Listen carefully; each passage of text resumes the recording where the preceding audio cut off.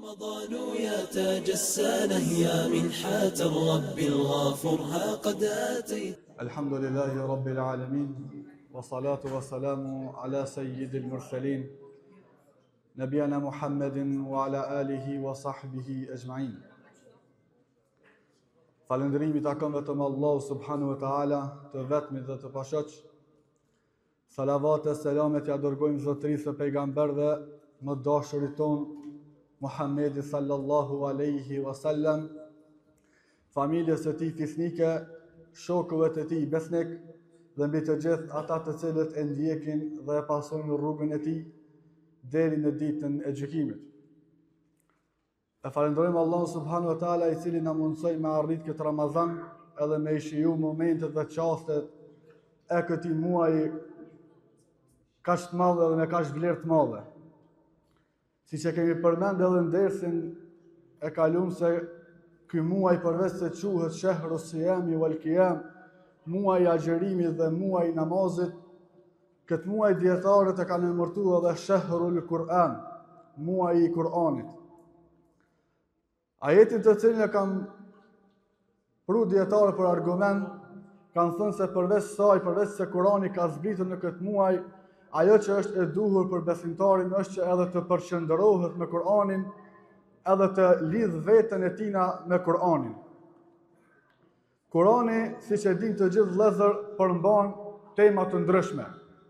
Prej tyre të cilët janë tema të akidës besimit ton, prej tyre ka tema të cilat kanë të bëjnë me dispozitat fikhun islam, prej tyre ka të bëjë me temat e historisë pejgamberit sallallahu alaihi wasallam dhe popujve më herët. Porse ne si besimtar gjatë ditëve këtij Ramazani duhet që të marrim ajetet e Kuranit dhe të fillojmë dhe të meditojmë rreth tyre e të arrijmë në kuptimin e plotë të tyre, pastaj të punojmë me to. Përveç punës me to ajete edhe të këshillojmë tjerët, të urdhërojmë në të mirë dhe të i largojmë ata nga e keqja.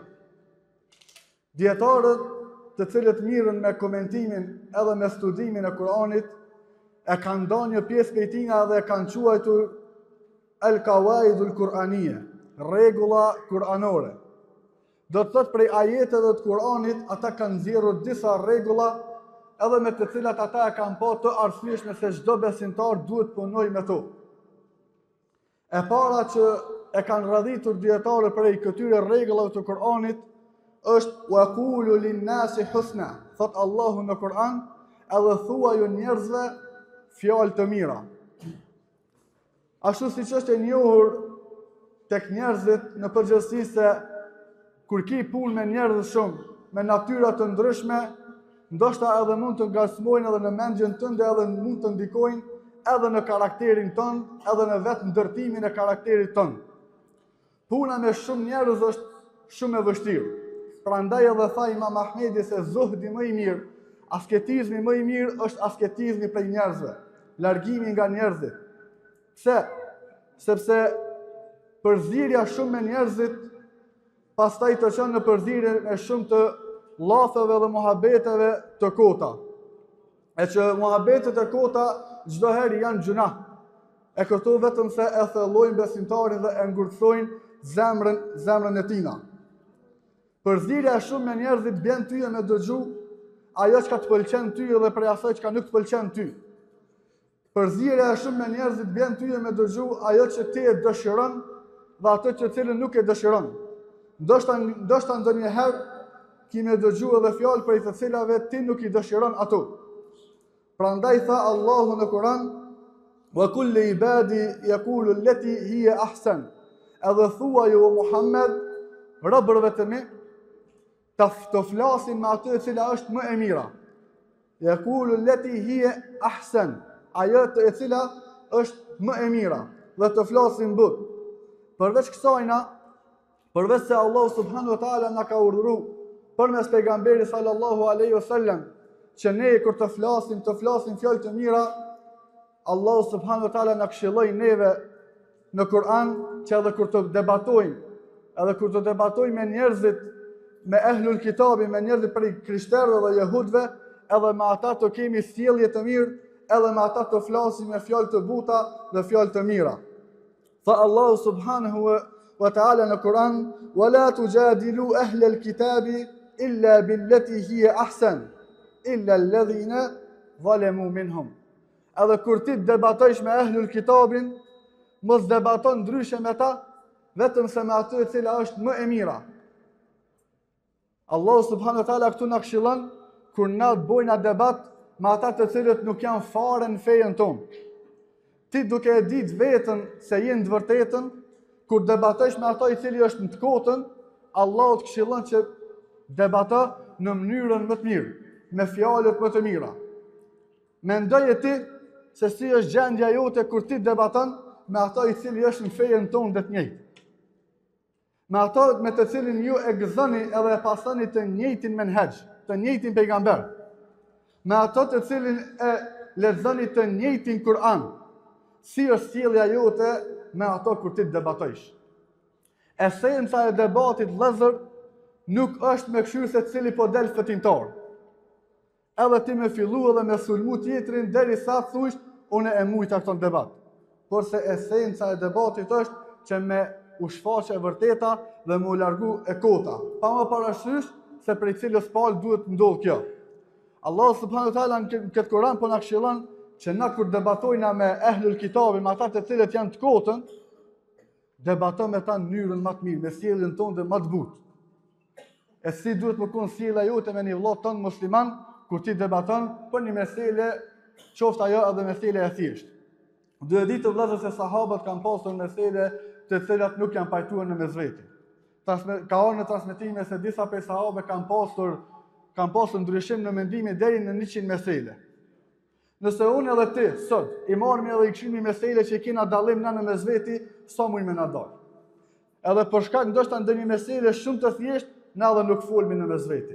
Ndoshta një mesele që na e kena shumë të ndryshme në njëri tjetrin, ajo mesele nuk ka shumë peshë në peshorën e Islamit, në fenë islame, na ndoshta edhe kishim njëri tjetrin shtrem. Prandaj tha Allahu subhanahu wa ta'ala: "Wala tujadilu ahla al-kitabi illa billati hiya ahsan." Edhe kur debatojsh me ahlul kitabin, debato në mënyrën më të mirë. Në ajetin kuranor ku thot Allahu: "Wa qulu lin-nasi husna", ka ardhur në mënyrë urdhërore. Ka ardhur në mënyrë urdhërore dhe thuaju njerëzve fjalë të mira. Nuk të kushton ty asgjë me ia thonë një vllavit ton një fjalë të mirë. Nuk kushton ty asgjë që ato kur ta përshëndetësh, edhe kur të bisedosh me ta, me bisedu s'faku me një bosqeshje në fytyrën tënde. Sepse kanë tregu dietarë se kur ti i qesh dikujt në fytyrë duke bisedu me ta, automatikisht vetvetiju ka ai ki me lënë shpresa të mira edhe ki me lënë sjellje të mirë. E ku është kjo me vëllezërit e tu musliman? Prandaj vëllezër, Ramazani është mundësi për gjithë neve. Ramazani është mundësi për gjithë neve që na spari me ndryshu në vetet e tona. Wa kulli ibadi yaqulu allati hiya ahsan, fa Allahu në Kur'an. Thuaju vëllezër, thuaju robërve të mi që kur të folin me atë e cila është më e mira. Prandaj, ajo e cila është më e mira, dietarët e kanë treguar se ajo përfshin kuptime të mëdha. Ajo e cila ka të bëjë me bisedën tënde, ajo e cila ka të bëjë me sjelljen tënde. Kur ti flet mirë, ose e njeh dikon i cili flet fjalë të buta, e njeh dikon i cili flet gjithherë fjalë të mira, fjalë që thojmë na fjalë tëmla, ti më thon vallahi, na shtabej ka që të sjellje, i ka që të veprime, a me ta me bëu muhabet kënaqesh. A është kjo të këtë na? Pse se kjo është për natyrshmërisë njëri që ai më koni but. Allahu subhanahu wa ta'ala kur e dërgoi Harunin edhe Musën te Firauni për me e thirrë ato të vërtetën kur shkon Firauni. Firauni u kon një prej tiranëve më të mëdha që ka ekzistuar në historinë e njerëzimit. Përderisa ka shujt edhe vetën Zot, kur Allahu subhanahu wa ta'ala e dërgoi Harunin edhe Musën atë, i tha edhe thuni Firaunit fjalë të buta. Ka ardhur Kur'an qaulul lejjine. Lejjin është diçka halo më e butë se e buta. Kur ai ka shku me debatu me dikon i cili i ka bo shok Allahu subhanahu wa ta'ala, Allah e porositi me fol edhe me debatu me ta, me thirr ato të vërtetën me fjalë më të mira. Prandaj vëllezër duhet ta përdorimi gjithë na këto.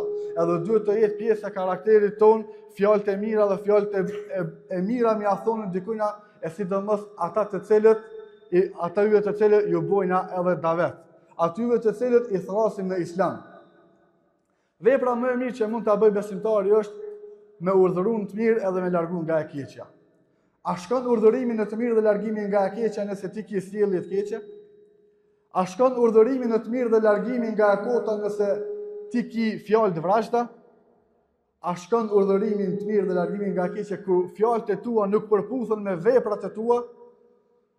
Prandaj këshilloj veten tënde edhe gjithë juve që të bëjmë për atyre të cilët kur të bëjmë davet ose kur të flasim me njëri tjetrin, të flasim me fjalë të mira. Allahu subhanahu wa taala përveç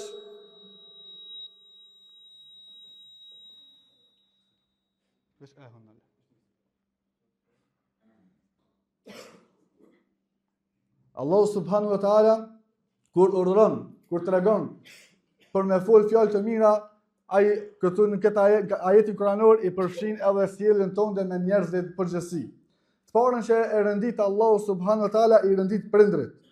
Wala tanharhuma wa qul lahuma qawlan karima. Edhe mos u ashpërson ndaj tyre. Edhe mos u ashpërson ndaj tyre, por thuaj atyre fjalë të mira. Në disa ajete kuranore Allahu subhanahu wa taala pasi që urdhëron alla ta'budu illa Allah wa bil walidayni ihsana. Edhe masi të adhuroni Allahu subhanahu wa taala, thot Allahu silluni mirë me prindit tuaj.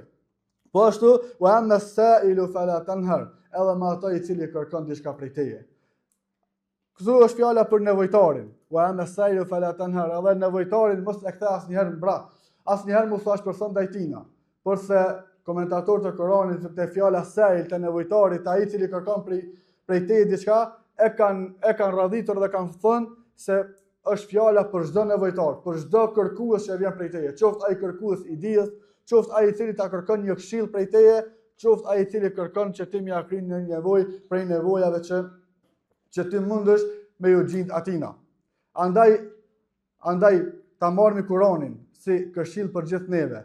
Në këtë ditë të Ramazanit merre edhe lexo Kur'anin dhe medito rreth ajeteve dhe lexo që thojnë mes rreshtave tina. Lexo mes rreshtave tina që të përmirësohesh ti e të bëhesh shkak edhe për përmirësimin e tjerëve.